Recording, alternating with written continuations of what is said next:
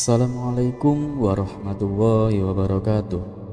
Semoga kebaikan selalu terlimpah untuk kita semua. Amin ya rabbal alamin. Sudah menjadi rutinitas istana ketika dipimpin Raja Harun al-Rasyid. Di setiap bulannya mengadakan pertemuan rutin dengan semua menteri-menterinya. Baginda Raja mengumpulkan semua menterinya tanpa terkecuali. Dan tak ketinggalan juga orang cerdik satu ini selalu ada dalam setiap kesempatan. Bersama Baginda Raja Harun al-Rasyid, Abu Nawas selalu setia mendampingi Raja Harun al-Rasyid. Terkadang menjadi penasehatnya, terkadang dimintai pendapat, bahkan diminta untuk menyelesaikan suatu permasalahan. Dan tak jarang pula Abu Nawas memberikan cerita-cerita lucunya untuk mencairkan suasana yang tegang. Istana yang dipenuhi dengan pembahasan-pembahasan serius. Satu persatu para menterinya melaporkan hasil kerja mereka. Ada yang melaporkan tentang perekonomian, ada juga yang melaporkan tentang pertahanan, pendidikan, pertanian, dan lain-lain. Semua dibahas secara detail dan menyeluruh. Bahkan tak jarang pula dilaporkan berbagai masalah yang sudah tentu masalah itu akan dibahas di pertemuan tersebut dan langsung dicarikan solusi atau jalan keluarnya. Inilah yang membuat Baginda Raja terkadang merasa jenuh, karena dari pagi sampai sore semua yang ada di kepalanya adalah hal-hal yang serius. Di sela-sela waktu inilah terkadang Baginda Raja meminta kepada Abu Nawas untuk memberikan cerita-cerita lucunya, hanya sekedar untuk menghilangkan rasa jenuhnya. Dan beberapa kali Baginda Raja juga melontarkan pertanyaan-pertanyaan yang aneh dan nyeleneh kepada Abu Nawas. Dan pasti jawaban dari Abu Nawas berhasil membuat semua orang di istana tertawa terbahak-bahak. Dan tak jarang pula orang-orang berdecak kagum dengan jawaban Abu Nawas, karena selalu ada nilai-nilai kebajikan dalam setiap ucapan Abu Nawas. Seperti pada kisah kali ini, Raja Harun al-Rasyid yang sedang merasa jenuh karena penuh dengan pembahasan masalah yang serius, mencoba mencairkan suasana. Ia bertanya kepada Abu Nawas, "Hei Abu Nawas, coba kau jelaskan padaku mengapa dunia ini ada siang dan malam." Abu Nawas yang selalu siap dengan kata-kata cerdas dan humor yang khas, dia pun tersenyum, dan tak butuh waktu lama ia langsung menjawab, "Paruh yang mulia, siang dan malam itu adalah hasil perdebatan seru antara matahari dan bulan," kata Abu Nawas dengan tawanya yang halus. Dengan penuh penasaran, Baginda Raja bertanya, "Perdebatan? Memang apa yang mereka perdebatkan?" Abu Nawas kemudian menjelaskan, "Jadi begini Paduka, awalnya matahari dan bulan itu muncul bersamaan. Mereka berdua selalu bersama-sama menyinari dunia ini. Tapi suatu ketika matahari merasa iri kepada bulan, karena di antara mereka berdua, mataharilah yang paling bekerja keras dengan mengeluarkan sinar yang lebih terang daripada bulan. Karena kesal itulah matahari memutuskan setiap harinya ada waktu istirahat untuknya, dan bulan terpaksa menggantikannya." Baginda Rasa dan semua orang di istana pun tertawa mendengar penjelasan Abu Nawas itu. Mereka sadar jawaban Abu Nawas itu memang mengarang, tapi masuk akal juga. "Kamu cerdik Abu Nawas, tapi ada lagi. Kenapa terkadang siang lebih lama daripada malam? Terkadang juga malam lebih lama daripada siang?" tanya Baginda Raja dengan masih sambil tersenyum. Abu Nawas kemudian menatap ke arah matahari dan berkata, "Ya begitulah Paduka. Memang awal adanya siang dan malam itu karena si matahari merasa iri dan kesal kepada bulan. Tapi matahari juga masih mempunyai rasa sayang pada bulan, karena bagaimanapun mereka berdua kan dulunya teman akrab, selalu bersama-sama menyinari dunia. Nah, karena rasa sayangnya itulah terkadang matahari memberikan waktu yang lebih kepada bulan untuk istirahat. Begitu juga sebaliknya Paduka, bulan terkadang memberikan waktu yang lebih kepada matahari dalam istirahatnya. Makanya kadang siang lebih lama, kadang malamnya yang lebih lama." Kembali seisi istana tertawa bahagia mendengar jawaban Abu Nawas. Tetapi saat mereka masih larut dalam tawa, Abu Nawas kembali berkata, "Ada satu lagi Paduka. Memang rasa saling sayang mereka masih ada, Tapi terkadang ya, walaupun jarang, mereka saling berselisih, saling menjatuhkan satu sama lain. Nah, makanya itu bisa terjadi yang namanya gerhana matahari. Ini berarti bulan sedang kesal kepada matahari. Ia berusaha menutup sinar matahari. Dan terkadang juga ada gerhana bulan, berarti matahari sedang kesal sama bulan. Tak elak tawanya mereka pun semakin pecah. Sambil tertawa, Baginda Raja bertanya, "Abu Nawas, apa yang ingin kau sampaikan dari kisahmu itu?" Dengan menghela nafas panjang, Abu Nawas menjelaskan, "Ya begitulah Paduka kehidupan kita di dunia ini. Kita semua ini menjalankan perannya masing-masing. Walaupun tak bisa dihindari, pasti ada saja masalah atau konflik di antara kita. Tapi yang perlu diingat Paduka, kita semua ini adalah saudara. Kita mempunyai rasa kasih sayang yang mengikat satu sama lain sebagai manusia." Dan di penjelasan Abu Nawas inilah semua yang hadir di istana merasa kagum dan membenarkan ucapan Abu Nawas. Apalagi Baginda Raja Harun al-Rasyid, dan tepuk tangan yang meriah memecah keheningan. Kisah selanjutnya. Ada saja akal cerdik Abu Nawas untuk menyiasati hukuman Baginda Raja. Kisah ini bermula ketika suatu hari Abu Nawas berbuat kesalahan yang membuat Baginda Raja murka. Oleh sebab itu, ia pun akan dijatuhi hukuman. Namun, karena seringnya Abu Nawas lolos dari hukuman yang dijatuhkan, kali ini Baginda Raja mempunyai cara lain yang berbeda dari biasanya untuk menghukumnya. Kemudian dibawalah Abu Nawas ke tengah alun-alun dengan disaksikan seluruh masyarakat Baghdad. "Hei Abu Nawas," seru Baginda Raja, "atas kesalahanmu yang kau perbuat, kamu dihukum menjadi gembel selama sebulan. Kamu harus tidur di jalanan, kamu tidak boleh mengemis atau meminta-minta makanan kepada orang-orang, dan kamu juga tidak boleh membeli makanan untuk mengisi perutmu," tegas Baginda Raja. "Lalu bagaimana kalau ada orang yang kasihan lalu memberiku makanan Paduka?"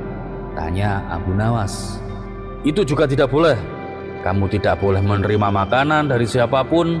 Masyarakat Baghdad yang ketahuan memberi makanan kepada Abu Nawas akan saya hukum juga," ancam Baginda Raja. Abu Nawas terkejut dan berkata, "Paduka yang mulia, sebulan tanpa makanan, aku bisa mati kelaparan kalau begini." "Itu sama saja Paduka menghukum mati hamba. Lebih baik hukum gantung saja sekarang, daripada harus mati perlahan karena kelaparan." "Oh, tidak bisa," kata Baginda Raja. "Aku sudah tetapkan hukuman ini dan kamu harus menjalani semuanya." Abu Nawas pun memutar otak. Ia kemudian mengajukan permohonan, "Ampun Paduka yang mulia, izinkan keledai kesayanganku menemaniku selama menjalani hukuman. Kalaupun aku mati nanti, setidaknya aku mati di samping hewan yang paling aku sayangi, bahkan lebih dari istriku." Rupanya permohonan Abu Nawas ini dikabulkan oleh Baginda Raja. Bahkan Baginda Raja menjanjikan hadiah uang sebanyak 1000 dinar apabila Abu Nawas bisa bertahan hidup selama sebulan. "Ingat Abu Nawas, aku akan menyuruh prajurit untuk mengintaimu selama sebulan ini," tegas sang raja. Keesokan harinya, Abu Nawas mulai menjalani hukumannya sebagai gembel jalanan bersama keledai kesayangannya. Hari pertama, Abu Nawas masih bisa bertahan tanpa makan dan minum. Hari kedua, ia mulai merasakan haus dan lapar. Untuk menghilangkan haus, ia meminum air dari sungai yang jernih. Sementara keledainya dibiarkan makan rumput dan daun-daunan, serta ikut minum air dari sungai. Hari ketiga dan seterusnya, tubuh Abu Nawas mulai melemah. Ia merasa kelaparan. Maka di saat itulah Abu Nawas mulai menjalankan ide cemerlangnya. Ia mendatangi warung makan tempat biasa ia nongkrong. "Hei kawan, hutangi aku 1 porsi nasi dan ayam bakar. Bulan depan aku akan membayarnya 2 kali lipat," pinta Abu Nawas. "Wah, maaf Tuan Abu, jawab pemilik warung. Kamu lihat sendiri, ada prajurit istana yang sedang mengintai. Kalau aku ketahuan menghutangi makanan padamu, aku bisa dihukum sepertimu. Jangan khawatir kawan, makanan ini bukan untukku, tapi untuk keledaiku, jawab Abu Nawas. Mengetahui Abu Nawas mendatangi warung, prajurit istana segera menghampiri. Abu Nawas, apa yang sedang kamu lakukan? Tanya prajurit. Aku membeli makanan untuk keledaiku, jawab Abu Nawas. Mana ada keledai makan nasi dan ayam bakar? Tanya prajurit istana curiga. Aku tahu itu, tapi beberapa hari ini aku merasa ajal sudah dekat. Aku ingin mati dalam keadaan tenang. Dan sebelum itu terjadi, aku ingin keledai kesayanganku menikmati hidangan yang enak. Bukankah itu tidak melanggar peraturan Paduka? Jelas Abu Nawas. Baiklah, tapi awas, jangan sampai kamu bohong. Dan kamu, pemilik warung, kalau ketahuan kamu membantu Abu Nawas melanggar aturan, kamu juga akan dihukum, ancam prajurit istana. Pemilik warung pun semakin ketakutan. Percayalah kawan, aku benar-benar membelinya untuk keledai, bukan untukku. Apakah aku pernah berbohong padamu? Tegas Abu Nawas. Karena mengenal Abu Nawas sebagai orang jujur meskipun konyol, pemilik warung akhirnya setuju menghidangkan makanan itu. Hari demi hari, Abu Nawas terus mengulangi strategi yang sama. Ia membeli makanan untuk keledainya. Saat keledai itu tak mau makan, makanan itu diletakkan di hadapannya. Karena kasihan, keledai itu menyisihkan makanannya ke arah Abu Nawas. Maka Abu Nawas pun memakannya. Setelah masa hukuman selesai, Abu Nawas dipanggil menghadap Baginda Raja. Melihat tubuh Abu Nawas yang terlihat segar dan bahkan sedikit gemuk, Baginda Raja heran. Kamu kok bisa terlihat segar bugar begitu, Abu Nawas? Kamu pasti melanggar peraturan ya? Oh tidak Paduka, saya selalu mentaati peraturan. Tapi kata prajuritku kamu membeli nasi dan ayam bakar. Betul Paduka, tapi saya membelinya untuk keledai saya.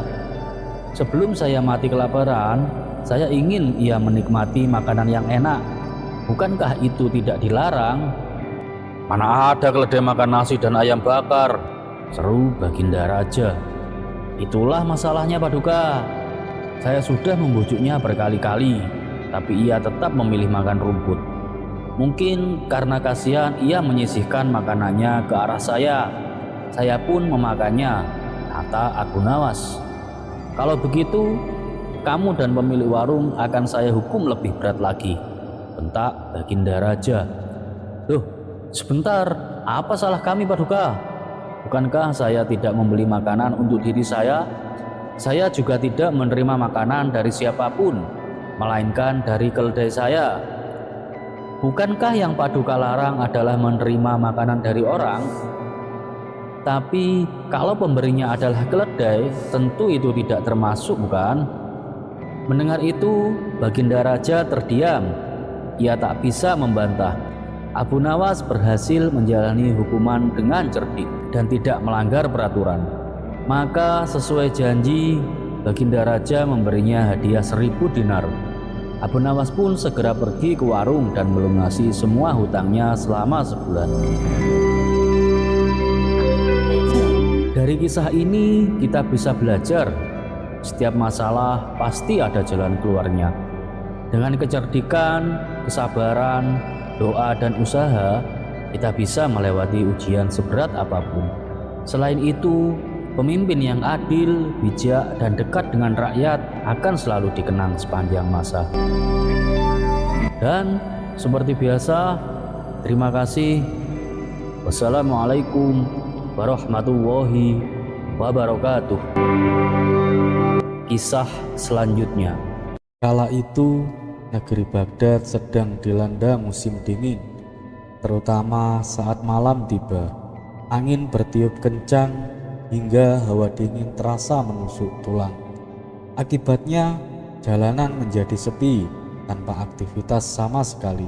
Sementara itu, Baginda Raja sedang duduk di singgasananya, berkata kepada Panglima prajurit, Panglima, dalam situasi seperti ini, kamu harus tetap waspada, jangan lengah. Kondisi jalanan kota Baghdad yang sepi bisa dimanfaatkan oleh pencuri untuk melancarkan aksi jahatnya, terutama pada malam hari. Sang Panglima pun menjawab, "Siap Paduka Yang Mulia. Saat malam tiba, saya sudah menugaskan beberapa prajurit di setiap sudut jalan untuk berjaga Paduka. Jadi, rakyat tak perlu khawatir, rumah mereka akan aman dari aksi perampokan." Mendengar itu, Baginda Raja pun merasa lega. Bagus, keamanan rakyatku harus diutamakan, ujar Baginda Raja. "Siap Paduka Yang Mulia.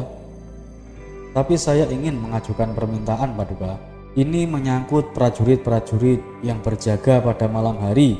Mereka semua kedinginan saat bertugas Paduka. Saya ingin mereka diberikan baju mantel yang tebal agar bisa fokus menjalankan tugasnya Paduka," pinta sang Panglima. Baiklah Panglima, minta saja pada bendahara kerajaan supaya memberikan baju mantel untuk mereka, balas Baginda Raja. Berbicara soal dinginnya malam, tiba-tiba Baginda Raja teringat akan sesuatu. Terbesit ide konyol di kepalanya untuk menantang Abu Nawas. Wahai pengawal, suruh Abu Nawas menghadapku sekarang juga, perintah Baginda Raja. Beberapa pengawal istana pun segera berangkat menuju rumah Abu Nawas. Dan tak lama kemudian Abu Nawas tiba di istana dan menghadap Baginda Raja. "Ampun Paduka Yang Mulia, ada gerangan apa Paduka memanggil hamba?" tanya Abu Nawas. Aku ada tantangan untukmu Abu Nawas. Jika berhasil, kamu akan mendapatkan hadiah uang yang banyak, kata Baginda Raja. Tentu saja Abu Nawas langsung tertarik dengan tawaran tersebut. "Kalau boleh tahu, tantangannya apa Paduka?" tanya Abu Nawas penasaran. Tantangannya sederhana saja Abu Nawas, jawab Baginda Raja. Kamu harus sanggup bermalam di puncak gunung, tapi ada syaratnya, kamu tidak boleh mengenakan baju sehelai pun. Sejenak Abu Nawas terdiam. Jangankan di puncak gunung, di luar rumah saja cuaca sudah sangat dingin, pikir Abu Nawas. Namun karena sedang sangat membutuhkan uang, ia pun akhirnya menerima tantangan tersebut. "Baiklah Paduka, saya bersedia. Silahkan Paduka tentukan kapan waktunya," ucap Abu Nawas. "Nanti malam Abu Nawas," tegas Baginda Raja. Dan malam pun tiba. Abu Nawas dikawal oleh beberapa prajurit berjalan menuju puncak gunung. Para prajurit itu bertugas untuk melucuti semua pakaian Abu Nawas dan mengawasinya agar tidak menyalakan api untuk menghangatkan tubuhnya. Sementara itu, prajurit yang bertugas tetap mengenakan mantel tebal agar tidak kedinginan. Abu Nawas menghabiskan malamnya dengan begadang. Rasa dingin yang luar biasa membuatnya hampir menyerah. Darahnya terasa membeku, wajahnya pucat pasi dan tubuhnya gemetaran.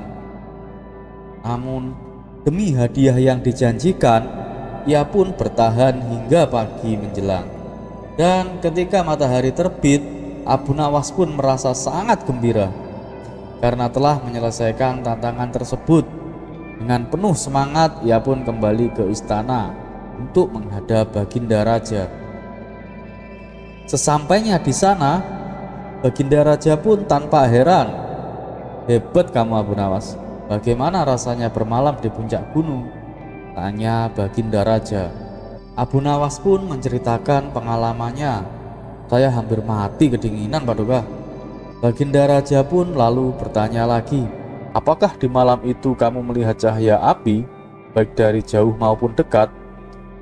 "Oh, tentu Paduka, saya melihat api cahaya obor dari salah satu rumah di perkampungan di bawah kaki gunung," jawab Abu Nawas dengan jujur. Mendengar itu, Baginda Raja pun langsung tertawa. Hahaha, berarti kamu itu gagal Abu Nawas. Pantas saja kamu bisa bertahan. Rupanya kamu menghangatkan tubuhmu dengan cahaya obor itu, jar Baginda Raja. Abu Nawas terkejut. Maksud Paduka? Tanya Abu Nawas bingung. Ya, karena kamu telah menghangatkan dirimu dengan cahaya api itu, maka kamu dinyatakan gagal. Kamu tidak berhak mendapatkan hadiahnya, Abu Nawas. Das Baginda Raja. Abu Nawas pun langsung marah mendengarnya. Namun ia tak berani menunjukkan emosinya di hadapan Baginda Raja. Kurang ajar, aku telah ditipu, gerutu Abu Nawas dalam hati. Dengan berat hati, ia pun pulang tanpa membawa hadiah sepeser pun. Dan sejak saat itu, Abu Nawas pun terus memikirkan cara untuk membalas perlakuan Baginda Raja. Hingga pada suatu hari, sebuah ide cemerlang muncul di kepalanya. Abu Nawas pun segera pergi menghadap Baginda. Paduka yang mulia, bila berkenan saya ingin mengundang Paduka untuk makan siang di rumah saya, kata Abu Nawas. Benarkah Abu Nawas?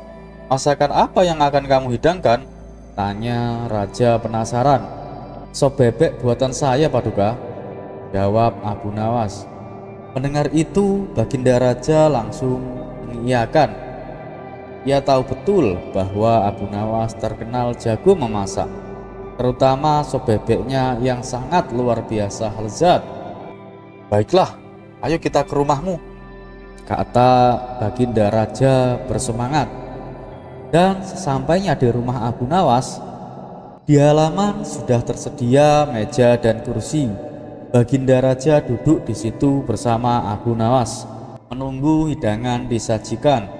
Namun, setelah sekian lama menunggu, makanan tak kunjung datang. Mana makanannya, Abu Nawas? Tanya Baginda Raja mulai tak sabar. Belum matang, Paduka. Tunggu sebentar lagi, Paduka, jawab Abu Nawas santai. Baginda Raja kembali menunggu, tapi hingga menjelang sore, sop bebek itu masih belum juga matang. Rasa lapar semakin tak tertahankan. Akhirnya Baginda Raja memutuskan untuk masuk ke dapur, melihat sendiri proses memasaknya. Betapa terkejutnya dia ketika melihat panci sop bebeknya tergantung 1 meter di atas tungku api. Apa-apaan ini, Abu Nawas? Kamu mau mempermainkanku? Hardik Baginda Raja. Dengan wajah yang polos, Abu Nawas pun menjawab, Loh, emangnya kenapa, Paduka? Bukankah saya sudah memasaknya dengan benar? Nah, mungkin sop bebeknya ini bisa matang. Tunggu apinya saja jauh dari panci, seru Baginda Raja mulai geram. Abu Nawas pun tersenyum dan berkata, apakah Paduka lupa? Dulu saat saya bermalam di puncak gunung, Paduka menyatakan saya gagal hanya karena saya melihat cahaya obor dari kejauhan. Kalau menurut Paduka jarak sejauh itu bisa menghangatkan tubuh saya, maka api yang hanya berjarak 1 meter dari panci ini seharusnya kan bisa membuat sop bebek matang, Paduka. Mendengar itu, Baginda Raja yang tadinya emosi justru tertawa terbahak-bahak. Cara balas dendammu memang cerdik, Abu Nawas, puji Baginda Raja. Dan akhirnya untuk menebus kesalahannya, Baginda Raja memberikan hadiah yang telah dijanjikan kepada Abu Nawas. Jangan lupa untuk like, share, dan subscribe agar kamu tidak ketinggalan konten Islami lainnya di channel Ahi Islamic Story. Sampai jumpa pada video berikutnya. Wassalamualaikum warahmatullahi wabarakatuh.